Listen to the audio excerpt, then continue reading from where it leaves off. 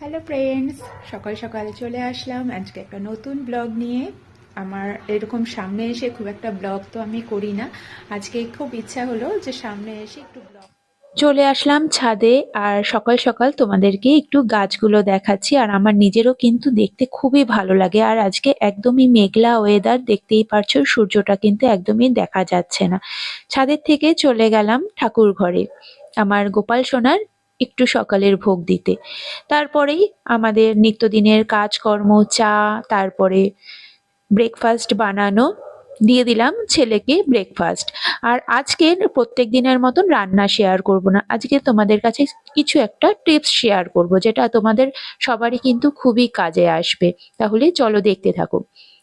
দেখো, আমাদের প্রত্যেকের ঘরেই না এই ধরনের কাঠের কিছু না কিছু জিনিস থাকে, ফার্নিচার থাকে, অথবা এই ধরনের দেখো আমার যে পাখিগুলো, এগুলো কাঠের। আর এগুলো কিন্তু প্রায় 10-12 বছরের পুরনো।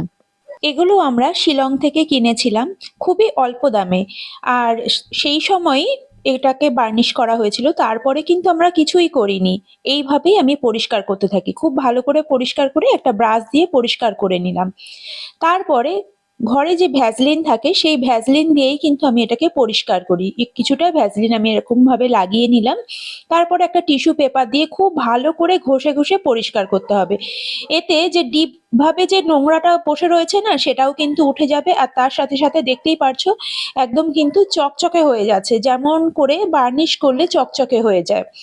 ঠিক এইভাবে আমি করতে থাকি।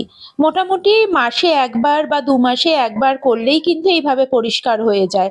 আর আর মাঝে মধ্যে যদি একটু কাপড় দিয়ে পরিষ্কার করলেই কিন্তু একদমই ঝকঝকে পরিষ্কার থাকে। দেখো, দেখতেই পারছো, আগেও তোমরা দেখলে পাখিটা, আর এখন দেখতে পারছো কতটা চকচকে হয়ে গেছে। আর এইভাবেই সমস্ত ফার্নিচারগুলো কিন্তু আমি এই ভ্যাসলিন দিয়ে পরিষ্কার করে নিই মাঝে মধ্যে, মাসে একবার অথবা 2 মাসে একবার, বা অনেক সময় তার থেকেও বেশি দিন পরেও যদি করা হয় তাতেও কিন্তু বেশ পরিষ্কার থাকে। আর তারপরেই আমার প্রত্যেক দিনের যেরকম ভাবে আমি ডাস্টিং করি, ঘর গুছাই, সেগুলো করার নিয়ে শুরু হয়ে গেল। আর এইভাবেই যদি আমরা পরিষ্কার করি না, তোমরা নিজেরাও এইভাবে তোমাদের কাঠের ফার্নিচারগুলো পরিষ্কার করতে পারো, দেখবে একদমই কিন্তু ঝকঝকে পরিষ্কার থাকবে। আজকের টিপসটা কেমন লাগলো অবশ্যই জানাবে। আজকের মতন তাহলে এখানেই টাটা।